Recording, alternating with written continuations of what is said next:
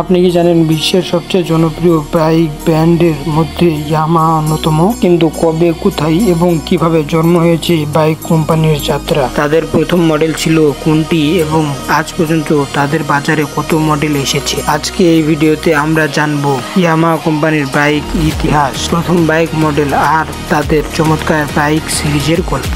চ্যানেলটি সাবস্ক্রাইব করে পাশে থাকা বেল বাটনটি চালু করে দিন, কারণ এরকম বাইক রিলেটেড ইনফরমেটিভ ভিডিও আমরা প্রতিদিন আপলোড করে থাকি। তাহলে চলো এখন শুরু করা যাক।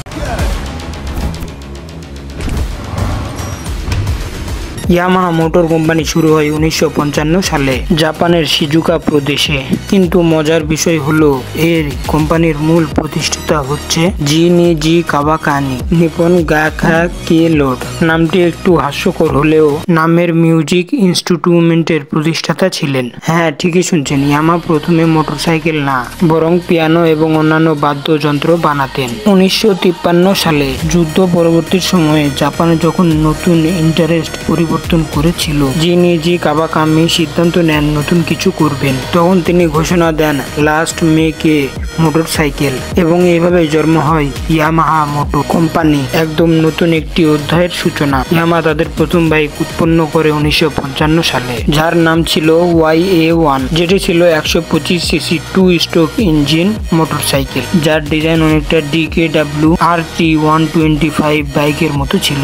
YA1 প্রথম বছরে বাইকটি এত সফল হয় যে মাউন্ট ফুজি হাসেমা রেস এবং হাসেমা হাইজেন্ট রেস এ জিতে নেয় চ্যাম্পিয়নের খেতাব। এরপর থেকেই পরিচিত পেতে থাকে ইয়ামাহা রেসিং ব্র্যান্ড হিসেবে। YA1 মানুষ ভালোবেসে এর ডাক নাম দেয় AKA টুইম্বো, এর মানে লাল ড্রাগন ফ্লাই। এই বাইক থেকে ইয়ামাহার যাত্রা শুরু, আর পিছনে ফিরে তাকাতে হয়নি। চলুন এক নজরে দেখে নিই ইয়ামাহার আইকনিক এবং জনপ্রিয় model Yamaha DT1।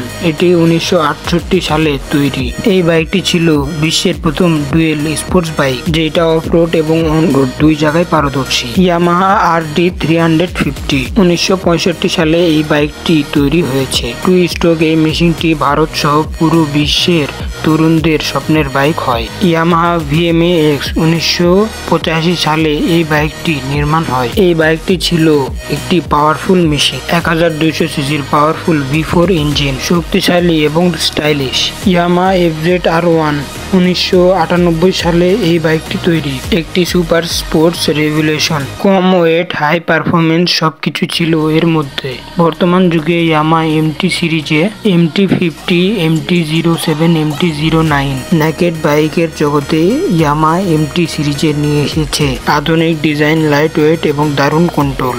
Yamaha R series R15, R3, R6, R1 বিশ্ব স্পোর্টস বাইকের দুনিয়ায় R সিরিজ যেন রাজত্ব করছে। বিশেষ করে ভারতের মতো দেশে ইয়ামাহা R15 V4 খুবই জনপ্রিয়। আজ ইয়ামাহা শুধু বাইক নয়, তারা তৈরি করছে স্কুটার, ATV, ইলেকট্রনিক বাইক এবং রোবোটিক কাজ করছে। ইয়ামাহা তাদের বাইক বিক্রি করে বিশ্বে প্রায় 180+ দেশে। বর্তমানে তাদের হেড অফিস রয়েছে জাপানে। ইয়ামাহা মোটর এলিট CEO হচ্ছেন ওইশিহিরো ইদাকা। বিশ্বজুড়ে ইয়ামাহার রয়েছে 50টিরও বেশি ফ্যাক্টরি এবং হাজার হাজার কর্মচারী। তারা শুধু বাইক কোম্পানি নয়, একাধিক বৈষম্য ব্র্যান্ড। বাংলাদেশে ইয়ামাহা একটি বেশ জনপ্রিয় নাম, বিশেষ করে তরুণদের কাছে। ইয়ামাহা R15, MT50 এবং FZ খুবই জনপ্রিয়। 2019 সালে বাংলাদেশে প্রথম ইয়ামাহা তাদের অ্যাসেম্বল প্ল্যান্ট তৈরি করে। এতে করে বাইকের দাম কিছুটা কমে এসে এবং সার্ভিস আরো ভালো হয়। তাদের ফুল টার্গেট ইয়াং জেনারেশন, যারা চাই স্টাইলিশ, পাওয়ার এবং ব্র্যান্ড ভ্যালু সব একসাথে। তো বন্ধুরা, এই ছিল ইয়ামাহা কোম্পানির গল্প, একটি বাদ্যযন্ত্র প্রতিষ্ঠান থেকে বিশ্বের অন্যতম সেরা মোটরসাইকেল কোম্পানি পরিণত হওয়ার জার্নি। আপনি যদি ইয়ামাহা প্রেমিক হন তাহলে কমেন্টে জানিয়ে যান আপনার পছন্দের ইয়ামাহা বাইক কোনটি।